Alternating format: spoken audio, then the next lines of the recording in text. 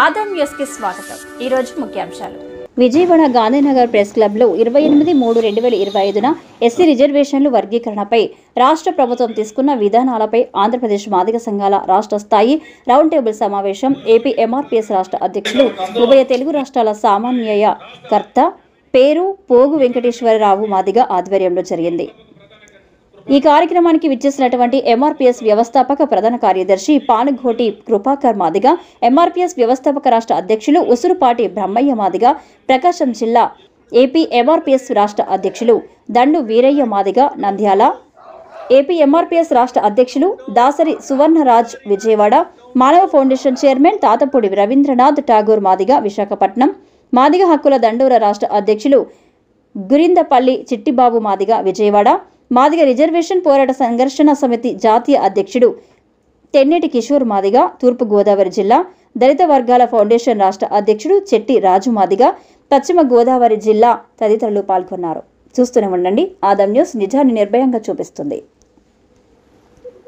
Electronic and print media మిత్రులకు, రాష్ట్రం నలుమూలల నుంచి ఇక్కడికి విచ్చేసినటువంటి ఈ రాష్ట్ర స్థాయి మాదిగ సంఘాల రౌండ్ టేబుల్ సమావేశానికి విచ్చేసినటువంటి మీ అందరికీ, ముఖ్యంగా 30 సంవత్సరాలకు పైనుంచి నడుస్తున్నటువంటి ఈ మాదిగ హక్కుల దండోరా ఎస్సీ రిజర్వేషన్ల వర్గీకరణ కోసం సాగుతున్నటువంటి ఎంఆర్పీఎస్లో పునాదులుగా పనిచేసినటువంటి నా ఉద్యమ సహచర నాయకత్వానికి, ముఖ్యంగా ఈ సమావేశానికి అధ్యక్షత వహిస్తున్నటువంటి పేరుపోగు వెంకటేశ్వరరావు గారు, అలాగే ఈదుమూడి గ్రామం నుంచి ఈ ఉద్యమానికి రాష్ట్ర స్థాయిలో ప్రాతినిధ్యం వహించినటువంటి ఉసురుపాటి బ్రహ్మయ్య గారికి, అలాగే ఈ ఉద్యమంలో ఆయన ఇంజనీర్గా ప్రభుత్వ ఉద్యోగం చేస్తూ ఉద్యోగం వదిలేసి ఉద్యమంలో పనిచేస్తున్నటువంటి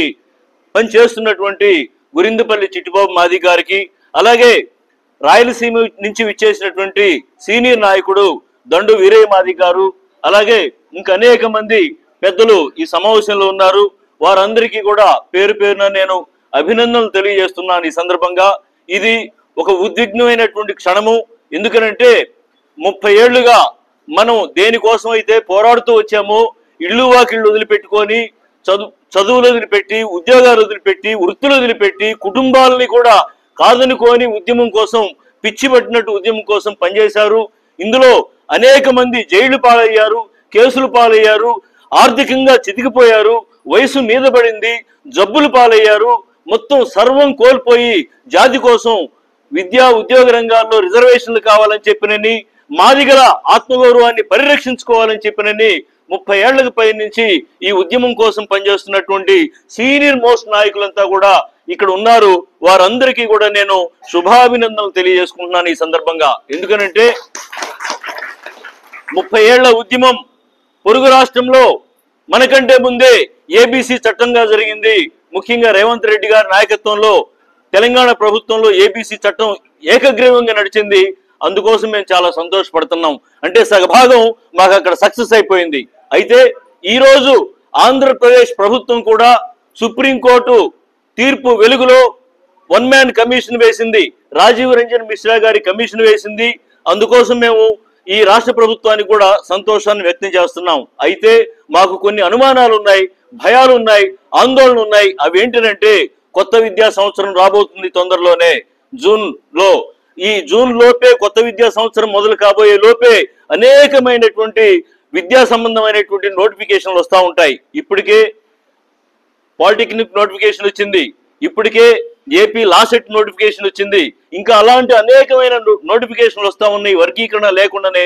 దానివల్ల మాదిగలు, బుడగ సంఘం, అనుబంధ కులాలందరూ కూడా నష్టపోయేటువంటి పరిస్థితి ఏర్పడింది. కాబట్టి తక్షణమే ఎటువంటి విద్యా సంబంధమైనటువంటి నోటిఫికేషన్లు కూడా ఏవి రాకుండా ముఖ్యమంత్రి చంద్రబాబు నాయుడు గారు జోక్యం చేసుకొని స్టాప్ చేయాలని చెప్పినన్ని విద్యా సంబంధమైన నోటిఫికేషన్లు మేము కోరుతూ ఉన్నాం. తర్వాత తక్షణమే అక్కడ పొరుగు రాష్ట్రంలో ఎట్లయితే రేవంత్ రెడ్డి ముఖ్యమంత్రి గారు ప్రత్యేకమైనటువంటి అసెంబ్లీని కన్వీన్ చేసి సమావేశపరిచి వర్గీకరణ కోసం చట్టం చేశారో, అదే మాదిరిగా చంద్రబాబు నాయుడు గారు కూడా తక్షణమే రాష్ట్ర అసెంబ్లీని ప్రత్యేకంగా సమావేశపరిచి ఎస్సీ రిజర్వేషన్లను ఏబీసీ గ్రూపులుగా వర్గీకరించు చట్టం చేయాలని, ఆ చట్టం జరిగేదాకా కూడా అన్ని రకాల విద్యా ఉద్యోగ సంబంధమైన నోటిఫికేషన్లు ఆపిపెట్టాలని చెప్పి మేము ఈ సందర్భంగా ముఖ్యమంత్రి గారికి సూచన చేస్తా ఉన్నాం. అదే మాదిరిగా చట్టం జరిగే లోపు కొన్ని సవరణలు చేయాలి. రాజీవ్ రంజన్ మిశ్రా గారు ఏం చేశారంటే ఒక పాయింట్ విషయంలో ఆయన పొరపాడ్డాడు. ఏమిటని చెప్పారంటే అత్యంత వెనకబడ్డ కులాలైనటువంటి బుడగ జంగము, రెల్లి అనుబంధ కులాలు, పాకి, పంచమ, గొడగలి, గుడారి, రెల్లి, తోటి, మాదిగ, డక్కలి, చిందు, బైండ్ల, మాస్టి మొదలగు చిన్న చిన్న కులాలు, అట్లాగే మాదిగ కులం ఏవైతుందో ఇవన్నీ కూడా మాలల కంటే కూడా వెనకబడ్డ కులాలని చెప్పి నేను స్పష్టంగా రాజీవ్ రంజన్ మిశ్రా గారు చెప్పారు. కానీ సుప్రీంకోర్టు ఏం చెప్పిందంటే అత్యంత వెనకబడ్డ కులాలు ఏవైతుంటాయో వాళ్ళకి ప్రాధాన్యతలతో కూడిన న్యాయం చేయాలి, వాళ్ళ జనాభా దామాషా ప్రకారం వాళ్ళకి విద్యా ఉద్యోగ సంబంధమైన రిజర్వేషన్లు కల్పిస్తూ వాళ్ళకి మొదట ప్రిఫరెన్స్ ఇవ్వాలి అని చెప్పారు. అయితే ఒక విషయంలో రాజీవ్ రంజన్ మిశ్రా గారి కమిషను అది పొరపాటు ఉంది. ఆ పొరపాటును సరిదిద్దుకోవాలి. ఏమిటంటే మాదిగలకు 6.5% రిజర్వేషను, 15%లో 6.5% మాదిగలకి, మాలవారికి 7.5% రిజర్వేషన్ అనేటువంటిది ఫిక్స్ చేసింది. ఈ శాతం వరకు ఓకే, కానీ అవి ఇచ్చేటప్పుడు ఎట్లా ఇచ్చిందంటే మాలలకు ముందిచ్చి మాదిగలకు తర్వాత ఇచ్చేటువంటి ప్రయత్నం చేసింది. అది తప్పు. అత్యంత వెనుకబడ్డది లెక్కల ప్రకారం మాదిగలు కాబట్టి మాదిగలకి మొదటి 100 ఉద్యోగాలలో మాదిగలకి 7 ఇవ్వాలి, అట్లాగే మాలలకి 7 ఇవ్వాలి. రెండవ 100 ఉద్యోగాలలో మాదిగలకి 6 ఇవ్వండి, ఆ తర్వాత మాలలకి 8 ఇవ్వండి. అది కరెక్ట్ పద్ధతి. అట్లా కాకుండా ఏం చేసిందంటే రాజీవ్ రంజన్ మిశ్రా మొదటి 100లో 8 మాలలకి, 6 మాత్రమే మాదిగలకి అని చెప్పి, రెండవ 100లో మాదిగలకి 6, ఆ తర్వాత మళ్ళీ మాలలకి 8 అని చెప్పింది. అది సరైంది కాదు. మొదటి ప్రాధాన్యత మాదిగలు కల్పిస్తూ మొదటి 100 ఉద్యోగాలలో 7 మాదిగలకి ఇవ్వాలి, 7 మాలలకి ఇవ్వాలి. రెండవ 100 ఉద్యోగాలలో 6 మాదిగలకి ఇవ్వాలి, ఆ తర్వాతనే 8 మాలలకి ఇవ్వాలని చెప్పి మేము సరిగ్గా అంటే సుప్రీంకోర్టు ఏదైతే చెప్పిందో దానిని మాత్రమే సూచన చేస్తున్నాం. కాబట్టి ముఖ్యమంత్రి గారు ప్రత్యేకంగా దీన్ని పరిగణలోకి తీసుకోవాలి. మాదిగ అనుబంధ కులాలకి అన్యాయం జరగకుండా చూడాలి. లేనట్టయితే మీరు చట్టం చేసినా వ్యర్థమే, మీరు ఆర్డినెన్స్ తీసినా వ్యర్థమే. దానికి వ్యతిరేకంగా మళ్ళీ మాకు అన్యాయం జరిగిందని చెప్పి మేము హైకోర్టు మెట్లు ఎక్కేటువంటి ప్రమాదం ఉంది. అట్లాంటి అవకాశం మాకు ఇవ్వద్దని చెప్పి ప్రత్యేకంగా ముఖ్యమంత్రి గారిని ఈ సందర్భంగా మీ ద్వారా మేము విజ్ఞప్తి చేసుకుంటున్నాము. అనేక విషయాలు ఉన్నాయి ఈ మీటింగ్ లో, మిగిలిన విషయాలు కూడా మేము మాట్లాడుకుంటాం. కాబట్టి సహచార నాయకులు చాలా మంది మాట్లాడేది ఉంది, తలా 2 పాయింట్లు ముఖ్యమైన సంగతులు చెప్తారు. కాబట్టి సో మిగతా వాళ్ళు కూడా మాట్లాడతారని చెప్పి నేను కోరుతా ఉన్నాను. షెడ్యూల్ కులాల వర్గీకరణ మాదిగలకు తీరని అన్యాయం జరిగిందని దాదాపు 2 వారాలుగా ప్రభుత్వం సరిదిద్దుకోవాలి, కమిషన్ నివేదికలో సమాన న్యాయం జరగలేదని మొదటగా వ్యతిరేకించాం. దాంతోపాటు అసెంబ్లీ తీర్మానంలో చేసేటప్పుడు కూడా గతంలో రామచంద్రరాజు కమిషన్లో రోస్టర్ సిస్టమ్ పెట్టలేదు, జిల్లా యూనిట్ అనే అవసరం లేదు. కానీ కొత్త విధానాన్ని తీసుకురావడం వల్ల ఇవాళ 30 సంవత్సరాల పోరాటంలో మాదిగలు మాది ఉపకులాలకు ఏమాత్రం న్యాయం జరగలేదని, ఏదో 4-5 ఉద్యోగాలు వస్తుంటే ఈ రాష్ట్రంలో తీరని అన్యాయం మాదిగలు జరుగుతుందని చెప్పని ఉద్యమం పెట్టినటువంటి నాయకుడు, అనేక మందిని ప్రాణ త్యాగాలకు గురి చేసిన వ్యక్తి. మరి ఈరోజు ఆంధ్రాలో అన్యాయం జరుగుతున్నా కనీసం పాలాభిషేకాలు చేస్తూ ఉన్నారు, చంద్రబాబు నాయుడు గారిని పొగుడుతూ ఉన్నారు, అనేక రకాలుగా రోజు మీడియాలో చూస్తూ ఉన్నాం. మరి ఆనాడు న్యాయం విషయంలో మరి ఎందుకు నిర్ణయం తీసుకుని అన్యాయం జరిగిందన్నప్పుడు కళ్ళ ముందు ఇంత అన్యాయం జరుగుతుంది కదా, 30 సంవత్సరాలుగా చేసిన శ్రమ ఏమైపోయినట్టు. ఒక ఉద్యోగం కోసం 30 సంవత్సరాలు శ్రమ చేశాం, మా బిడ్డలకు తీరని అన్యాయం జరుగుతున్నది. చాలామంది చనిపోయారు ఈ ఉద్యమంలో. మరి వాళ్ళ కుటుంబాల పరిస్థితి చూసుకొచ్చి చాలా దయనీయంగా ఉన్నటువంటిది. కాబట్టి ప్రభుత్వం ఏదైతే ఈ కమిషన్ రిపోర్ట్ ఉందో, కమిషన్ రిపోర్ట్లో అభివృద్ధి చెందిన వాళ్ళను మళ్ళీ దీంట్లో కలిపారు. అభివృద్ధి చెందిన వాళ్ళు ఎందుకు మళ్ళీ రిజర్వేషన్లు అవసరం? మరి వెనకబడినట్టు కులంగా ఉన్నటువంటి వాళ్ళను వారి జనాభాను చూడాలి కదా. రాజీవ్ రంజన్ మిశ్రా గారు జిల్లా కలెక్టరేట్లో విజ్ఞప్తులు తీసుకున్నాడు, కానీ ఒక ప్రాంతంలో ఏ గ్రామానికి కానీ ఏ మండలానికి కానీ ఆయన వెళ్ళిన దాఖలాలు లేవు. అన్ని కూడా ఆఫీసులో కూర్చొని మాత్రం వివరాలు సేకరణ చేశాడు.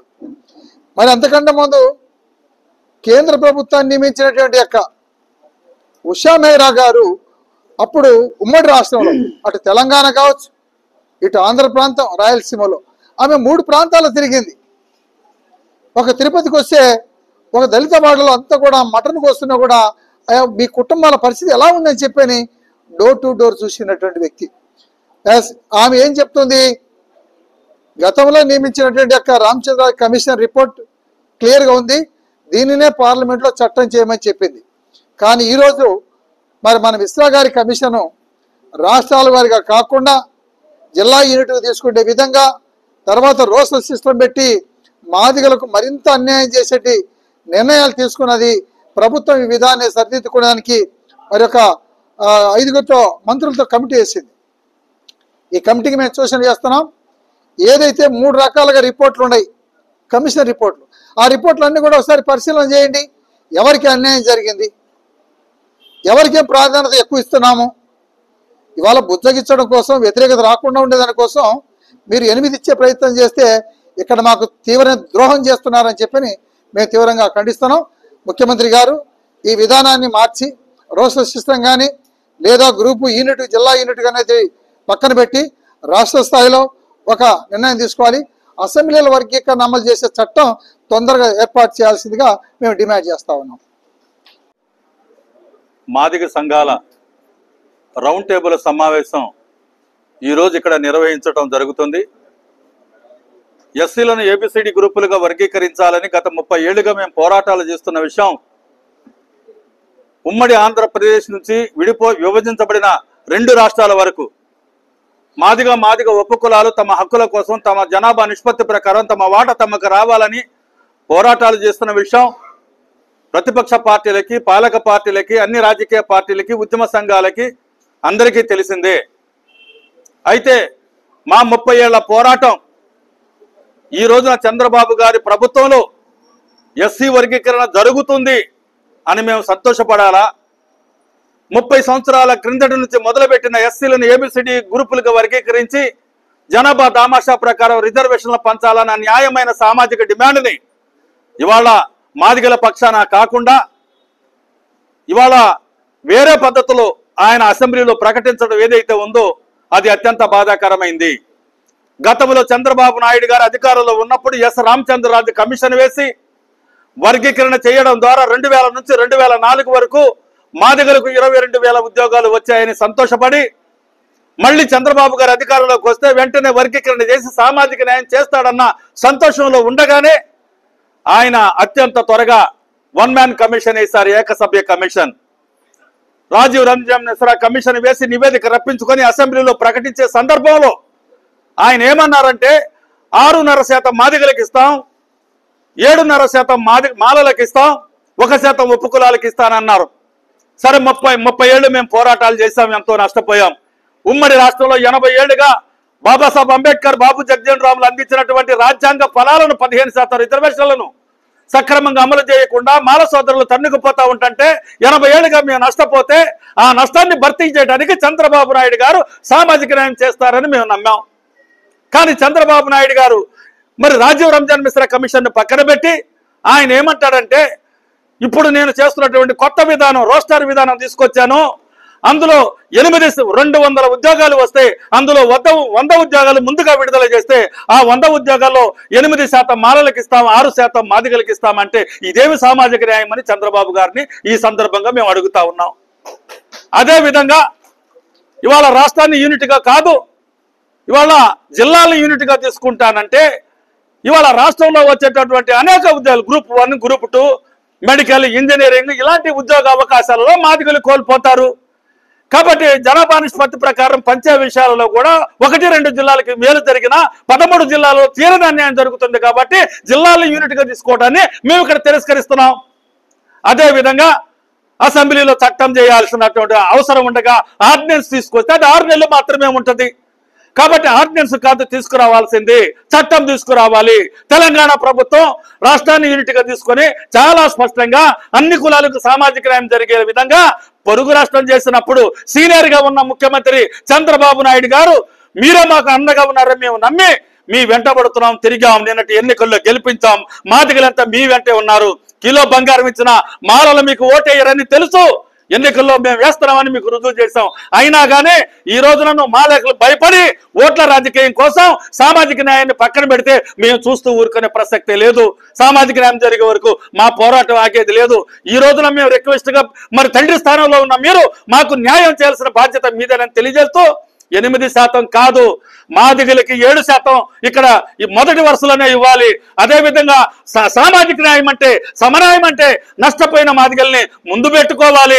మరి సుప్రీంకోర్టు ఈ రోజున ఏం చెప్తుందంటే వెనకబడిన రిజర్వేషన్లు అందుకోలేని కులాలని ముందు పెట్టాలని చెబుతా ఉంటే, అన్ని రకాలుగా ఆర్థికంగా, రాజకీయంగా, సామాజికంగా బలపడిన మాల కులాన్ని తీసుకొచ్చి నువ్వు ముందు పెట్టి మాకు అన్యాయం చేస్తే మాకు వర్గీకరణ చేసినట్లు ఎట్లా అవుతుంది చంద్రబాబు నాయుడు గారు? కాబట్టి దయచేసి ఇవాళ సమన్యాయం, సామాజిక న్యాయం అంటే మాదిగలకు 7, మాలలకు 7 ఇవ్వాలని మేము డిమాండ్ చేస్తా ఉన్నాం. ఇవాళ జిల్లాలను యూనిట్ గా తీసుకోవటం కాదు, రాష్ట్రాన్ని యూనిట్ గా తీసుకోవాలని డిమాండ్ చేస్తా ఉన్నాం. ఇవాళ ఆర్డినెన్స్ కాదు, చట్టం చేయాలని డిమాండ్ చేస్తా ఉన్నాం. ఈ న్యాయమైన డిమాండ్లని రేపు కేబినెట్ సమావేశం జరిపే లోపునే వీటిని సరిచేయాలని కూడా విజ్ఞప్తి చేస్తా ఉన్నాం. అట్లా మీరు సరిచేయకుంటే మళ్ళీ మా పోరాటం మొదలుకొచ్చినట్లే అవుతుంది. మీరు చేసిన సామాజిక న్యాయం మాలలకు భయపడి వాళ్ళ పక్షాన్ని నిలబడినట్లు అవుతుంది. వర్గీకరణ మాకు, ఫలాలు మీకా అని మేము ఈ రోజున మాల సోదరులుకి మీరిస్తున్నటువంటి నిర్ణయం ఏదైతే ఉందో మేము ఖచ్చితంగా దాన్ని తిరస్కరిస్తున్నాం. పోరాటం మాది, ఫలితాలు వాళ్ళక, పదవులు వాళ్ళక, అవకాశాలు వాళ్ళక. మరి మా పరిస్థితి ఏంటి? కాబట్టి సామాజిక న్యాయం అంటే మాదిగలకు ఏదైతే డిమాండ్ చేస్తున్నామో అది అమలు జరిగేంత వరకు మా పోరాటం ఆగదు. అసెంబ్లీలో సామాజిక న్యాయం కోసం మరొక్కసారి చంద్రబాబు నాయుడు గారు మీరు పరిశీలించి మా మాదిగ సంఘాలతో మీరు చర్చించాలి తప్ప తెలంగాణ నాయకత్వాన్ని ఇక్కడ అరువుగా తీసుకొచ్చి మీరు ఆయన కలిసి మాట్లాడుకొని చప్పట్లు కొడితే అది మాదిగల సమస్య కాదు. కాబట్టి మాదిగలకి సామాజిక న్యాయం జరగాలంటే మాదిగ సంఘాల ఆంధ్రాలో 50 లక్షల మంది మాదిగల నాయకత్వం వహించే వేదికల మీద ఇక్కడ ఉన్నటువంటి సంఘాలన్నీ కూడా ఇవాళ సీనియర్ నాయకత్వం, మొదటి నుంచి పనిచేస్తున్నటువంటి నాయకత్వం, ఆ నాయకత్వాన్ని మీరు గుర్తించకుండా, మాతో చర్చలు జరపకుండా మీ ప్రజాప్రతినిధులతో మీరు మాట్లాడుకుంటుంది సమన్యాయం కాదు. కాబట్టి ఖచ్చితంగా మా డిమాండ్లు ఏదైతే ఉన్నాయో అవి ప్రజల్లోకి తీసుకుపోతాం. మళ్ళీ మా పోరాటాన్ని ముందుకు తీసుకొస్తాం. మీ ఇంత దాకా రాకుండా ఉండాలంటే ప్రత్యేక సమావేశాలు, అసెంబ్లీ సమావేశాలు నిర్వహించి చట్టం చేయాలి, సమన్యాయం చేయాలని డిమాండ్ చేస్తూ మాదిగ సంఘాలు ఆంధ్రప్రదేశ్ లో ఉన్నాయి, మాతో చర్చలు జరపాలని మేము డిమాండ్ చేస్తా ఉన్నాం. ముందుగా ఎలక్ట్రానిక్ మీడియా, ప్రింట్ మీడియా మిత్రులు, పెద్దలకి మాదిగ రిజర్వేషన్ పోరాట సమితి పక్షాన సామాజిక ఉద్యమ నమస్కారాలు తెలియజేసుకుంటున్నాం.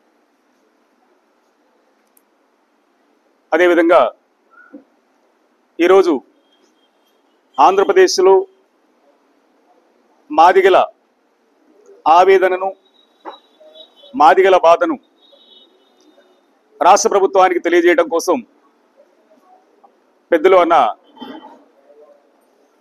పేరుపోగు వెంకటేశ్వరరావు గారు ఏర్పాటు చేసినటువంటి ఈ రౌండ్ టేబుల్ సమావేశంలో ఎంఆర్పిఎస్ ఉద్యమ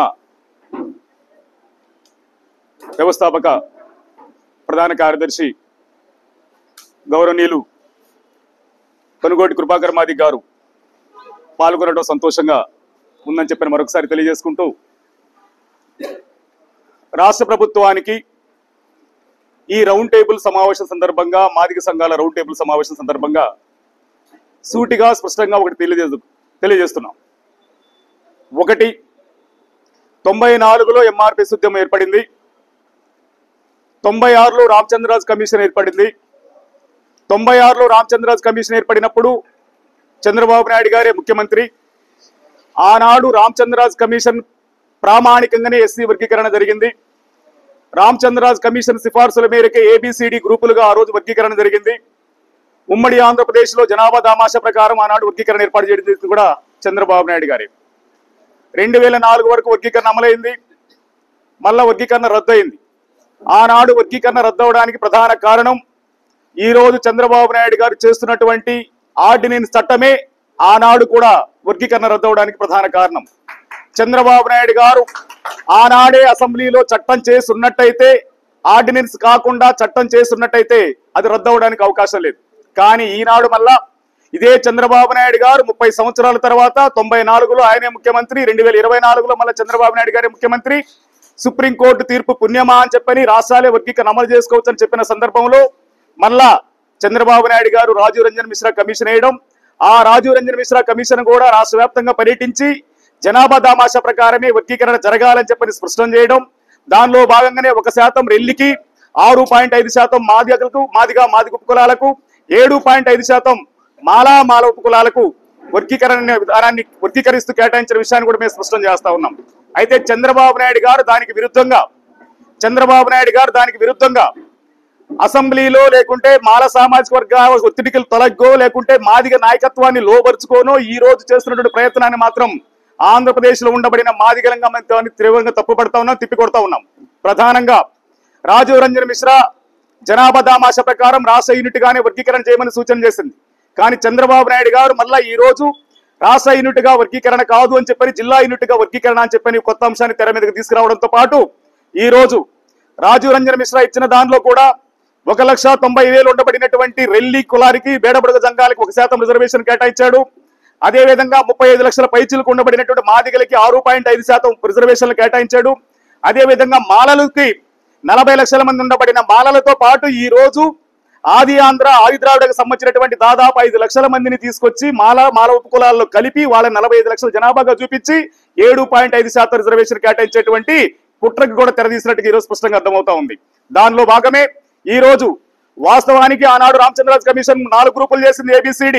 మరి ఈ రోజు రాజీవ్ రంజన్ మిశ్రా ఇచ్చిన దానిలో కూడా 1,90,000 ఉండబడిన వాళ్ళకి ఒక గ్రూప్ ఇచ్చినప్పుడు 5 లక్షలు ఉండబడినటువంటి ఆది ద్రావిడ ఆది ఆంధ్రకి కూడా ఒక గ్రూప్ ఏర్పాటు చేసి 1% రెల్లికి, 6% మాదిగకి, 7% మాలకి, ఆది ఆంధ్రులకి 1% రిజర్వేషన్ కేటాయించుంటే అది సామాజిక న్యాయం జరగడానికి, సమన్యాయం జరగడానికి అవకాశం ఉండేది. కానీ ఆ ఉపకులాలకు సంబంధించినటువంటి 5 లక్షలను తీసుకొచ్చి మాలల్లో కలపడం వెనక ఈ రోజు మాలల్లో ఉండబడిన ఉపకులాలతో పాటు మాదిగ ఉపకులాలకు కూడా తీవ్రమైన అన్యాయం జరుగుతున్న సందర్భం స్పష్టంగా కనపడుతుంది ఈ ABC గ్రూపుల వల్ల. కనుక రాష్ట్ర ప్రభుత్వానికి మేము సవినయంగా విజ్ఞప్తి చేస్తున్నాం, అప్పీల్ చేస్తున్నాం. మీరు తీసుకొచ్చినటువంటి రాజీవ్ రంజన్ మిశ్రా కమిషన్ వేసి అసెంబ్లీలో తీర్మానం చేసినందుకు మీకు ధన్యవాదాలు. కానీ అదే విధంగా మీరు ఏదైతే ఆర్డినెన్స్ చేయాలని చెప్పని ఆర్డినెన్స్ చేసి చట్టం కాకుండా చేసినటువంటి కుట్రలను కూడా మేము తిప్పికొడతామని సందర్భంగా తెలియజేస్తున్నాం. ఆర్డినెన్స్ చేస్తే ఒకనాడు రద్దు అయింది. ఆర్డినెన్స్ మాకొద్దు, ఆర్డినెన్స్ చట్టం కావాల్సిందే. ఆర్డినెన్స్ చట్టం కావాలనుకున్నప్పుడు అసెంబ్లీ తీర్మానం జరిగింది, మీ దగ్గర మీకు మెజారిటీ ఉంది.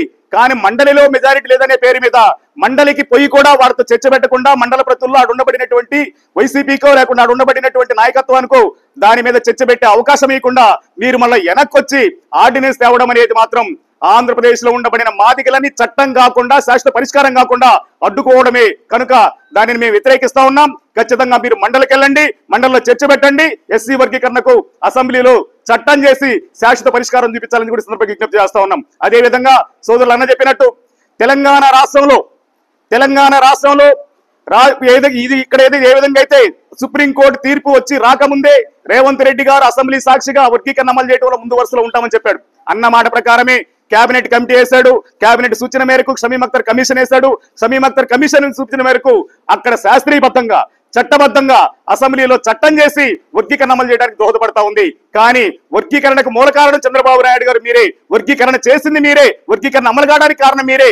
ఆనాడు మీరే ముఖ్యమంత్రి, నేడు మీరే ముఖ్యమంత్రి. కానీ వర్గీకరణ అంశాన్ని శాశ్వతంగా పరిష్కారమైనటువంటి చట్టం చేయకుండా మభ్యపెట్టడం అనేది సరైన విషయం కాదని చెప్పని తప్పకుండా మీరు పునరాలోచించుకోవాలని, మరొకసారి అవసరం అనుకుంటే తెలంగాణ రాష్ట్రం ఏ విధంగా అయితే ప్రత్యేక సమావేశాలు నిర్వహించి ఆ సమావేశాల్లో వర్గీకరణకు చట్టం చేసిందో అదే విధంగా ఆంధ్రప్రదేశ్ లో కూడా మీరు ప్రత్యేక సమావేశం నిర్వహించండి, మండలిలో బిల్లు పెట్టండి, మండలిలో చర్చ పెట్టండి, ఆమోదం తీసుకొని SC వర్గీకరణకు శాశ్వత పరిష్కారం కావాలని చెప్పి కోరుతా ఉన్నాం. అదే విధంగా జిల్లా యూనిట్ వల్ల వర్గీకరణ అంటే సోదరులు చెప్పినట్టు అనేక జిల్లాలలో 1-2 కులాలకై మేలు జరగడానికి అవకాశం ఉంది. కానీ మెజారిటీగా మాదిగ ఉపకులాలతో పాటు సంచార జాతులకు ఉండబడిన అనేక వర్గాలు కూడా అన్యాయం జరిగే ప్రమాదం ఉంది. కనుక జిల్లా యూనిట్ అనే దాన్ని మీరు వెనక్కి తీసుకోండి. జిల్లా యూనిట్ అనేది మీరు ఎమ్మెల్యేలు మీరు మభ్య పెడితేనో లేకుంటే అక్కడ ఉండబడిన మాల నాయకత్వం మభ్య పెడితేనో లేదంటే మాదిగ నాయకత్వం తలంచుతేనో మీరు తీసుకోవడం అనేది సరైనది కాదని చెప్పి కోరుతూ జిల్లా యూనిట్ గా మాకొద్దు, ఆర్డినెన్స్ మాకొద్దు, చట్టం కావాలి, చట్టం చేసి 30 ఏండ్ల మాదిగల ఆశని ఆకాంక్ష నెరవేర్చాలని చెప్పి చంద్రబాబు నాయుడు గారికి విజ్ఞప్తి చేస్తూ మరొకసారి నా ఆంధ్రప్రదేశ్ మాదిగలకి సవినంగా ఒక విజ్ఞప్తి చేస్తా ఉన్నాం. ఆంధ్రప్రదేశ్ లో ఉండబడిన మాదిగలు మేల్కోవాలని విజ్ఞప్తి చేస్తా ఉన్నాం. తెలంగాణ రాష్ట్రంలో శాస్త్రీయబద్ధంగా చట్టబద్ధంగా వర్గీకరణ చేస్తే అక్కడ మాకు ఇంకా అన్యాయం జరిగింది, దానిలో లోపాలున్నాయని వంకలు డొంకలు ఎదుగుతూ తెలంగాణ ప్రభుత్వాన్ని ఇబ్బంది పెడుతున్నట్టు మందకృష్ణ, ఆంధ్రప్రదేశ్ రాష్ట్రంలో ఇక్కడ ఉద్యమం పుట్టింది, ఇక్కడ నీ కూడు పెట్టాం, ఏడుండబడిన నాయకత్వం నిన్ను నాయకుడిగా చేసింది, ఏడుండబడిన ఆంధ్రప్రదేశ్ మాదిగల తిని సొమ్ము తిని కూడు తిని గుడ్డగట్టి నువ్వు నాయకుడిగా ఎదిగినట్టు నువ్వు ఆంధ్రప్రదేశ్ లో మాదిగలకు అన్యాయం జరుగుతోంది, ఆంధ్రప్రదేశ్ లో మాదిగ కుప్పలకు అన్యాయం జరుగుతూ ఉంది. ఆ అన్యాయం జరిగే క్రమంలో తెలంగాణలో వ్యతిరేకించే ఉండబడిన నువ్వు ఆంధ్రప్రదేశ్ లో జరుగుతున్న అన్యాయం మీద ఎందుకు మాట్లాడవు? నీ ద్వంద్వ నీతిని ఆంధ్రప్రదేశ్ ప్రజలు గుర్తుపెట్టుకోవాల్సిన విజ్ఞప్తి చేస్తా ఉన్నాం, ఆంధ్రప్రదేశ్ ప్రజలు గమనించాల్సిన విజ్ఞప్తి చేస్తా ఉన్నాం. మందకృష్ణ, తెలంగాణ ప్రభుత్వాన్ని అనేక రకాలుగా ఇబ్బంది పెట్టే ప్రయత్నం చేస్తున్నప్పుడు నువ్వు ఆంధ్రప్రదేశ్ ప్రభుత్వం చేస్తున్నటువంటి దుశ్చర్యలను, ఆంధ్రప్రదేశ్ ప్రభుత్వం ఆర్డినెన్స్ అంటుంది, చట్టం చేయడం లేదు, ఆంధ్రప్రదేశ్ ప్రభుత్వం జిల్లా యూనిట్ అంటుంది, అది వర్గీకరణకు విరుద్ధం.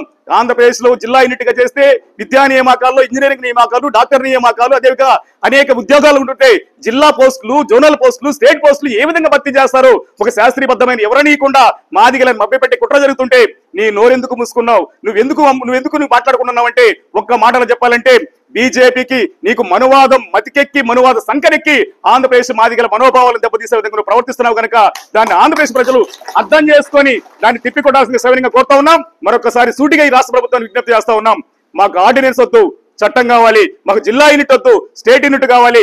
ఆ విధంగా నువ్వు మండలంలో చర్చ పెట్టి మరొకసారి ప్రత్యేక సమావేశాలు నిర్వహించి మాదిగలకు శాశ్వత పరిష్కారం చూపించి మాదిగల మనసు గెలుచుకోవాలని చెప్పని చంద్రబాబు నాయుడు గారికి విజ్ఞప్తి చేస్తా ఉన్నాం. ఎందుకంటే ఈ కులం కోసం 30 ఏళ్లుగా జీవితాలను దారిపోసి కుటుంబాలను పణంగా పెట్టి భవిష్యత్తుని పణంగా పెట్టి ఇప్పుడు వరకు ఈ ఉద్యమాన్ని తీసుకొచ్చినటువంటి నిజమైనటువంటి జాతి వారసులు, బిడ్డలు, నాయకులు ఎవరైతే వాళ్లే ఇక్కడ ఉన్నారు. వాళ్ళందరికీ కూడా శిరస్సు ఉంచి పాదాబంధనం చేస్తాను. మనువాదులు ఇచ్చినటువంటి పద్మశ్రీలు మాకు నాయకులు కాదు, ఇక్కడ ఉన్నటువంటి మాదిగ రత్నాలే మా నాయకులు. ఇది స్పష్టంగా మేము తెలియజేసుకున్నాం. ఈవేళ ఆంధ్రప్రదేశ్ రాష్ట్రంలో మాదిగ జాతి ఒక చరిత్ర సృష్టించింది. ఆ చరిత్రను వక్రీకరించే ప్రయత్నం జరుగుతూ ఉంది. అందుకు సాక్షాత్ మీడియా సాక్ష్యం అని నేను భావిస్తా ఉన్నాను. ఎందుకంటే చరిత్రని భావితరాలకు అందించేది మీడియా. ఈవేళ ఎక్కడ చూసినా సరే గతంలో మందకృష్ణ గారు కష్టపడి వర్గీకరణ తెచ్చాడు, ఆయనే నాయకుడు అంటున్నారు. 1998లో వర్గీకరణ చట్టం వచ్చినప్పుడు ఆ రోజున్న పరిస్థితి ఏమిటి? 1998లో చంద్రబాబు నాయుడు ఎన్నికలకు వచ్చాడు. ఇక్కడ మేమంతా కూడా పోరాటం చేశాం. ఇక్కడ ఉన్న నాయకులందరూ కూడా ఆంధ్రప్రదేశ్ లో వర్గీకరణ కోసం చంద్రబాబుకు వ్యతిరేకంగా పోరాటం చేశారు. అనేక సందర్భాల్లో నేను మీకు ఇస్తానయా, వర్గీకరణ చేస్తానని చంద్రబాబు చెప్పాడు. ఎన్నికలైన 6 నెలల తర్వాత చేశాడు. అయితే ఆ 98లో ఆ ఎన్నికలప్పుడు మందకృష్ణ ఏం చేశాడు? ఆయన మహాజన సంఘర్షణ సమితిని పార్టీ పెట్టి బిఎన్ రెడ్డి గారితో, ఓంకార్ గారితో అలయన్స్ పెట్టుకుని 198 అసెంబ్లీ స్థానాలకు మందకృష్ణ పోటీ పడ్డాడు. ఒక్క స్థానంలో కూడా గెలవాలా, డిపాజిట్ కూడా రాలా. అంటే 98 ఎన్నికల్లో మందకృష్ణ స్వతంత్రంగా రాజకీయ పార్టీగా పోటీలో ఉన్నాడు. ఆయన వర్గీకరణ ఉద్యమంలో లేడు, ప్రభుత్వాన్ని అడగలేదు, ఆయన డిమాండ్కి తలొగ్గి చంద్రబాబు నాయుడు వర్గీకరణ ఇవ్వలేదు. మందకృష్ణ ఫెయిల్ అయిపోయిన తర్వాత మాదిగల అవసరం ఉంది కాబట్టి, మాదిగలు చంద్రబాబుతో ఉన్నారు కాబట్టి చంద్రబాబు నాయుడు వర్గీకరణ ఇచ్చాడు. మరి మందకృష్ణ ఎప్పుడు తెచ్చాడు వర్గీకరణ? అది ఆయన మీ ముందుకు వచ్చి ఒక తప్పుడు ఉపన్యాసం చెప్తా ఉన్నాడు. పాత్రికేయులు ప్రశ్నించాలి, ఏమయ్యా 98లో నువ్వు ఎప్పుడు తెచ్చావు వర్గీకరణ? నువ్వు ఎక్కడున్నావు? ఆ రోజు 98లో అసలు పార్టీ పెట్టిన ఎన్నికల్లో తిరుగుతా ఉన్నాడు. ఇక్కడున్న మేమందరం ఉద్యమంలో ఉన్నాం కాబట్టి ఉద్యమంలో ఏబిసిడి తెచ్చిన ఘనత ఏదైనా ఉందంటే ఇక్కడున్న నాయకులతో తప్ప కృష్ణమాదిగిది కాదు. ఇది చరిత్రను వక్రీకరిస్తున్నారు. చరిత్రను వక్రీకరిస్తున్నారు. ఈరోజు సుప్రీంకోర్టు తీర్పు వచ్చింది, కృష్ణమాది కష్టపడి సుప్రీంకోర్టుగా తీర్పు తెచ్చాడంటున్నారు. అది అబద్ధం. సుప్రీంకోర్టులో కృష్ణమాదిగా ఇంప్లీడ్ కాలేదు, కృష్ణమాదికి అసలు పిటిషన్ లేదు, కృష్ణమాదికి లాయర్ లేడు. సుప్రీంకోర్టులో మాదిగల తరఫు నుండి ఆంధ్రప్రదేశ్ నుండి ఇంప్లీడ్ అయిన వాడు గిరిధర్ మాదిగ ఫ్రమ్ తిరుపతి. అతను ఫస్ట్ ఈ మ్యాటర్ని తీసుకెళ్లి సుప్రీంకోర్టులో వేశాడు. ఎందుకంటే ఎంఆర్పిఎస్ ఉద్యమానికి రిజిస్ట్రేషన్ లేదు. ఎంఆర్పిఎస్ ఉద్యమానికి రిజిస్టర్ చేసి రిజిస్టర్డ్ సంఘంగా పోయి ఢిల్లీలో పిటిషన్ వేసింది గిరిధర్ మాదిగ. కేఎస్ బాబు వర్గం, జగత్ ప్రకాష్, కేఎస్ బాబు వాళ్ళ వర్గం నుండి పోయి వాళ్ళు సుప్రీంకోర్టులో పిటిషన్ వేస్తే ఆ తర్వాత పంజాబ్ వాళ్ళు, హర్యానాలో, కర్ణాటక వాళ్ళు అందరూ జాయిన్ అయితే అది ఒక కొలిక్కి వచ్చిన తర్వాత ప్రభుత్వం నియమించినటువంటి నాయకుల వెనకాల లాయర్ల వెనకాల మందకృష్ణ తిరిగాడు తప్ప, వేలాది రూపాయలు కోట్లాది రూపాయలు వసూలు చేశాడు తప్ప మందకృష్ణ సుప్రీంకోర్టులో ఒక ప్లేటర్ని పెట్టలేదు. పెడితే ఎవరో బహిరంగంగా చెప్పమనండి. దయచేసి పాత్రికేయులు మీరు అడగాలి. అతను వస్తే ఊరూరికి వచ్చి అతను మీటింగ్లు పెట్టి నేనే సాధించాను, నేనే పొడిచాను, నేనే తెచ్చాను, గతంలో నేను తెచ్చాను, సుప్రీంకోర్టు నుండి నేను తెచ్చాను అన్నాడు. ఇది అబద్ధం. ఇది చరిత్రను వక్రీకరించడం. కృష్ణమాధకు సుప్రీంకోర్టులో పిటిషన్ వేయలా లేదు, ఉంటే చూపించమనండి. ఆయన వచ్చి కొత్త కథలు చెప్తున్నాడు. నిన్న ఒక పేపర్ పెట్టి ఇదిగో జగన్మోహన్ రెడ్డి ఈ పేపర్ నాకు రాసి ఇచ్చాడు, ఆయన నిలబడలేదు, మాట తప్పాడు, మడ నిప్పాడు కథ చెప్తా ఉన్నాడు. వాస్తవం ఏంటంటే అతను రాష్ట్రం అంతా తిరిగి దేశం అంతా తిరిగి జగన్మోహన్ రెడ్డి దగ్గర, చంద్రబాబు నాయుడు దగ్గర, అలానే మన కేటీఆర్ గారి దగ్గర, కేసీఆర్ గారి దగ్గర, అందరి దగ్గర కూడా లెటర్లు తీసుకున్నాడు వర్గీకరణ మద్దతుగా. అందరూ ఇచ్చారు. అన్ని రాష్ట్రాల్లో వర్గీకరణ మద్దతుగా లెటర్లు ఇచ్చారు. అవన్నీ కూడా ప్రధానమంత్రిని అడ్రస్ చేసిన లెటర్లు ఎంపీలు ఇచ్చారు. ఆ లెటర్లన్నీ కూడా ఆయన సంచిలో పెట్టుకుని ముట్టి కింద పెట్టుకున్నాడు తప్ప ఏ ఒక్క లెటర్ని అతను ప్రధానమంత్రి సబ్మిట్ చేయలేదు. ఇది ఛాలెంజ్. ఉంటే చూపించమంటే అక్నాలెడ్జ్మెంట్. జగన్మోహన్ రెడ్డి ఇచ్చిన లెటరు ప్రధానమంత్రికి వెళ్ళరా? మన్మోహన్ సింగ్ గారిని ఒక వర్గం కలిస్తే మీ వాళ్ళు ఎవరి లెటర్లు నాకు రాలేదన్నాడు మన్మోహన్ సింగ్ గారు వెరిఫై చేసి. ఇది చరిత్ర. అంటే లెటర్లు తీసుకున్నాడు, షో చేశాడు, వెనకాల పెట్టాడు, పని చేయాల. ఈవేళ వచ్చి ఆ లెటర్ను బయట పెట్టి ఇదిగో ఈయన లెటర్ ఇచ్చాడు, ఈయన పని చేయట్లేదని ఒక ఆయన మీద విమర్శ చేస్తా ఉన్నాడు. అతనికి ఏం కావాలి? ఇవాళ నిజాయితీగా జగన్మోహన్ రెడ్డి గారిని విమర్శించదలుచుకుంటే, జగన్మోహన్ రెడ్డి చేయట్లేదని తలుచుకుంటే జగన్మోహన్ రెడ్డికి మద్దతు ఉంది, శాసనసభలో మద్దతు ఉంది. బిల్లు పెట్టు, ఆయన వ్యతిరేకిస్తాడు, సపోర్ట్ చేస్తాడు. చూడు, బిల్లు పెట్టడానికి కూటమి ప్రభుత్వం భయపడతా ఉంటే ఈయన పోయి ఆయన తిడతా ఉన్నాడు. అంటే ఎట్లా కొట్టలేదు, చెడగొట్టాలి, పాడు చేయాలి. అసలు ఆంధ్రప్రదేశ్లో ఈ సమస్య నడుస్తూ ఉంటే ఒక సమైక్యాంధ్ర ఉద్యమం నడిచినప్పుడు మేము అందరం కలిసి చొక్కాలు చింపుకుని ఉద్యమం చేస్తూ ఉంటే ఆయనే ఉన్నాడు, నేను తెలంగాణ వాడిని, నా తెలంగాణ కట్టుబడి ఉంటా, నాకు రాష్ట్ర విభజన కావాలని, నాకు ఆంధ్ర అవుతున్న కృష్ణబాద్గా ఈవేళ మాతృశులు పోయి ప్రభుత్వంతో మాట్లాడుతున్నాడు. ఇదే సోద్యమం మాకు అర్థం కావట్లా. వాడు మాకు ఎట్ట నాకడే అర్థం కావట్లా. ఈ ప్రభుత్వం కూడా ఎట్లా ఎంకరేజ్ చేస్తుంది అర్థం కావట్లా. దీనికి అంతటికీ కారణం ఏంటంటే ఈ నాయకులు ఎవరు మాట్లాడట్లా. వీళ్ళందరూ ఎవరు దారినాడు ఉన్నాడు. అమ్మ గుడి చేసినాడుగా ఎవడు కుంపడాట ఎట్టుకుని ఉన్నాడు కాబట్టి ఆయన ఆట సాగుతుంది. ఆయన ఏమంటే అదే చరిత్ర అవుతుంది, ఆయన ఏమంటే అదే నిజం అవుతుంది. ఇదంతా అబద్ధం. ఇక్కడ ఉన్నటువంటి కృపాకరం కష్టపడి పనిచేస్తున్నాడు, వెంకటేశ్వరరావు కష్టపడి పనిచేస్తున్నాడు, బ్రహ్మయ్య కష్టపడి పనిచేస్తున్నాడు, వీరయ్య కష్టపడి పనిచేస్తున్నాడు, అందరూ కష్టపడి పనిచేస్తున్నాడు. ఒక రోజున బేడాపురం జంగాల్ని తీసి పడేస్తే ఆ రోజు కృష్ణమాది మాట్లాడాలా, మేము మాట్లాడాం బేడాపురం జంగాల కోసం. ఈవేళ కూడా అతను వచ్చి ఇక్కడ అన్యాయం జరుగుతుంది, ఓ పర్సెంటేజ్ పోతుందంటే అది మాట్లాడటం మానేసి నువ్వు మడం తిప్పావు, నువ్వు తోక తిప్పావని జగన్మోహన్ రెడ్డి మీద విమర్శిస్తూ జిల్లాలో విలేకరుల సమావేశం పెడుతున్నాడు. ఇది ఎంత తప్పండి? ఏమండి చంద్రబాబు, నువ్వు మాకు న్యాయం చేయి, తప్పు ఉంది రైట్ ఉందని మాట్లాడాలా. ఓ పర్సెంటేజ్ కావాలి మాదిగోళ్ళకి, అది ఇవ్వండి అని అనాలా. మోస్ట్ డిప్రైవ్డ్ క్యాస్ట్ కాబట్టి, మాది బి గ్రూప్ కాబట్టి ముందు 5% మాకు ఇవ్వాలి, 0.5 మాకు ఇవ్వాలి, మాకు 7 చేయాలని అడగాల్సింది పోయి ఇతను పోయి జగన్మోహన్ రెడ్డి లెటర్ బయట పెట్టి జగన్మోహన్ రెడ్డిని బదనాం చేసే ప్రయత్నం చేస్తా అన్నాడు. ఏమండి చంద్రబాబు నాయుడు గారు, రాజశేఖర రెడ్డి గారు, రేవంత్ రెడ్డి గారు అంత మంచోళ్ళు కాదండి జగన్మోహన్ రెడ్డి అభిమానులు.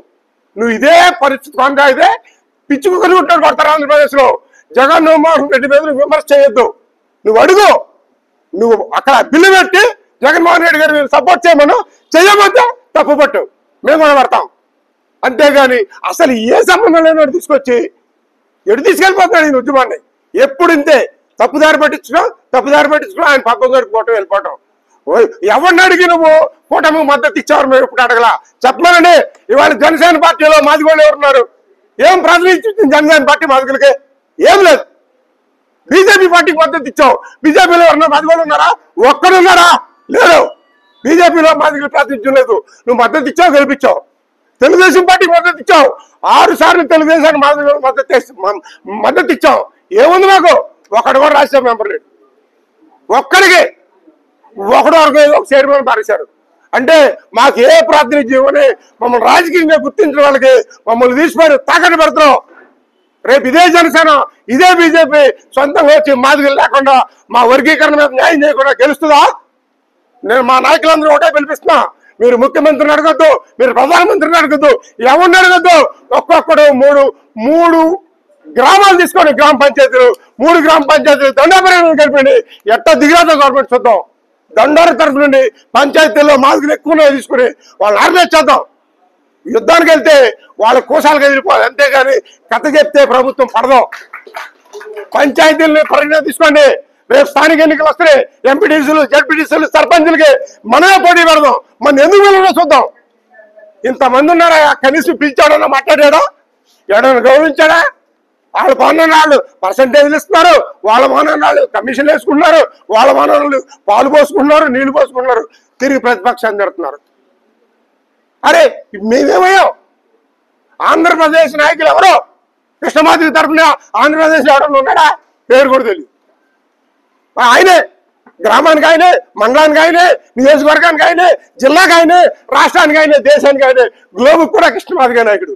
యేసు ప్రభులాగా నేను తప్ప మీకు వేరే దేవుడు ఉండకూడదు అంటాడు. ఆయన తప్ప ఇంకో నాయకుడు ఉండకూడదు చెప్పమని ఛాలెంజ్. కృష్ణమాధవిగా ప్రమోట్ చేసిన నాయకులు ఎవరు?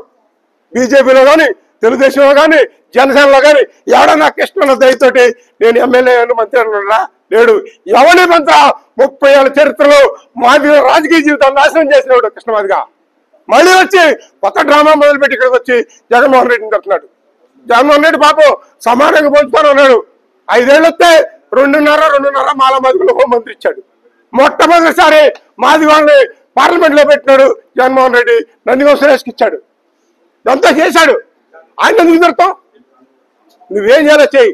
కాబట్టి కృష్ణమాధవిగా ఆంధ్రప్రదేశ్ వచ్చి పిచ్చి వేషాలు ఇస్తే ఊరినేది లేదు. మేమందరం ఏకతాటి మీద ఉంటాం. నీ సంగతి చూస్తాం బేడా, కాసుకోమని చెప్తున్నాం. 30 ఏళ్ల సుదీర్ఘ పోరాటం దండోరా ఉద్యమం. ఈ ఉద్యమానికి 30 ఏళ్ళకి చేసినటువంటి పోరాటానికి మాకు అండదండలుగా ముందుండి గల్లీ నుంచి ఢిల్లీ వరకు మేము చేసిన పోరాటానికి యావత్ దేశానికి తెలియజేసినటువంటి పాత్ర ప్రింట్ అండ్ ఎలక్ట్రానిక్ మీడియా వాళ్ళది. మీ అందరికీ ప్రత్యేకంగా ధన్యవాదాలు తెలియజేసుకుంటున్నాం. అదేవిధంగా ఎస్సీ వర్గీకరణ సాధన కోసం గల్లీలో మొదలైన ఉద్యమం ఢిల్లీ పీటను కదిలించిందంటే అది మా మాదిగ బిడ్డల యొక్క ప్రాణ త్యాగాలు, అమరవీరుల యొక్క త్యాగ ఫలితమే ఈరోజు వర్గీకరణ సాధన కోసం, వర్గీకరణ సాధించడానికి కూడా ప్రథమ కారణం మా మాదిగ అమరవీరులైతే, వర్గీకరణ కోసం బస్సులు తగలబెట్టిన దగ్గర నుండి, రాష్ట్ర రోగాల దగ్గర నుంచి ప్రభుత్వాన్ని మెడలు వంచే కార్యక్రమాలు, అనేక కార్యక్రమాల్లో కూడా వందలాది మంది మాదిగ బిడ్డలు చేసిన త్యాగాలు ఫలితమే ఈరోజు వర్గీకరణ సాధన, వర్గీకరణ సాధించడం కూడా మీ అందరికీ తెలియజేసుకుంటున్నా. వర్గీకరణ 30 ఏళ్ల పోరాటంలో మా సహచర నాయకులు మొత్తం కూడా పూర్తి స్థాయిలో వివరాలు అందించడం జరిగింది. మా యొక్క విన్నపం, ఆంధ్రప్రదేశ్లో ఉన్నటువంటి 34 లక్షలుగా పైగా ఉన్నటువంటి మాదిగలం పక్క రాష్ట్రాల నాయకత్వం మీద ఎప్పుడు ఆధారపడలా. వర్గీకరణ ఉద్యమం మొదలైనప్పటి నుంచి ప్రాణత్యాగం చేసింది కూడా ఈ రాష్ట్రంలో ఉన్న మాదిగ బిడ్డలను కూడా ఈ సందర్భంగా తెలియజేస్తున్నా. అనేక కేసులు బరాయించింది కూడా ఈ రాష్ట్రంలో ఉన్న మాదిగల మీద. వర్గీకరణ సాధనలో ప్రత్యేకంగా ఉన్నటువంటి నాయకత్వం, మొదటి నుండి ఉన్నటువంటి నాయకత్వం, ఇక్కడ ఉన్నటువంటి నాయకులందరూ కూడా మొదటి ఉద్యమ దశలో ఉన్నటువంటి నాయకత్వం, ఇంకా రానటువంటి వ్యక్తులు ఎందరో, ఉద్యమం కోసం పోరాడినటువంటి నాయకులు ఎందరో మాదిగా బిడ్డలందరూ ఉన్నారు. అదేవిధంగా సుప్రీంకోర్టు ఇచ్చినటువంటి తీర్పు మీ అందరికీ తెలిసిందే. 2004లో కోర్టు కొట్టివేసిన తర్వాత 2004 నుండి 2022 వరకు ఈ ఉమ్మడి రాష్ట్రంలో ఏ ఒక్కడైనా సరే సుప్రీంకోర్టులో కేసేసి వర్గీకరణ కావాలని అడిగినటువంటి వ్యక్తులు ఎవరైనా ఉన్నారా లేరా? అదేవిధంగా 2005 నుండి పార్లమెంట్ లో చట్టం వస్తేనే వర్గీకరణ జరిగిద్దని చెప్పి 2009లో మాదిగ బిడ్డల ప్రాణాలు బలవటానికి గల కారణం ఏదో కూడా ఈ రాష్ట్రంలో ఉన్న మాదిగలందరికీ కూడా తెలుసని కూడా ఈ సందర్భంగా తెలియజేస్తున్నా.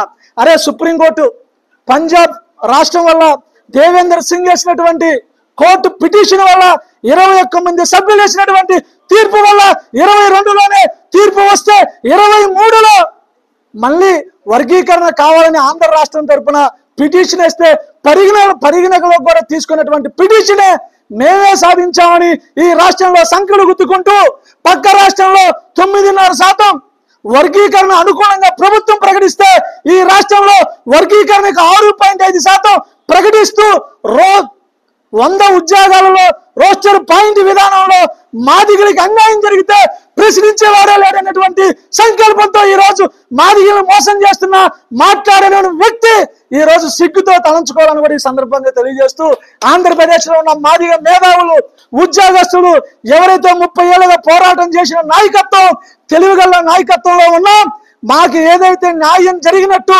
6.5% మాకు వచ్చిందని చూపిస్తూ ఉద్యోగాల విషయాల్లో మాదిగలకి మొదటి 100 ఉద్యోగాలు ఈ దేశ చరిత్రలోనే 100 దాటినటువంటి చరిత్ర లేదు. అటువంటి 100 ఉద్యోగాల్లో మాకు 6 కల్పిస్తూ 8 మాలలు కల్పిస్తే తర్వాత 100 ఉద్యోగాలు ఇంకో 10 ఏళ్ళ తర్వాత నియమించాలి. కాబట్టి మాకు ఖచ్చితంగా మాదిగలను అన్యాయం చేసే విధంగానే ఈ రోస్టర్ పాయింట్ని తీసుకొస్తూ మాదిగలను మభ్య పెడుతున్నటువంటి నాయకత్వానికి విజ్ఞప్తి చేస్తున్నాం. మీరు కనుక ఈ మాదిగ సంఘాల యొక్క ఆధ్వర్యంలో అన్నగారు ఏర్పాటు చేసినటువంటి సమావేశానికి ఆంధ్ర రాష్ట్రంలో దండారు ఉద్యమం కోసం పనిచేసిన ప్రతి నాయకుడు ఈ రోజు ఈ రౌండ్ టేబుల్ సమావేశంలో పాల్గొన్నాం.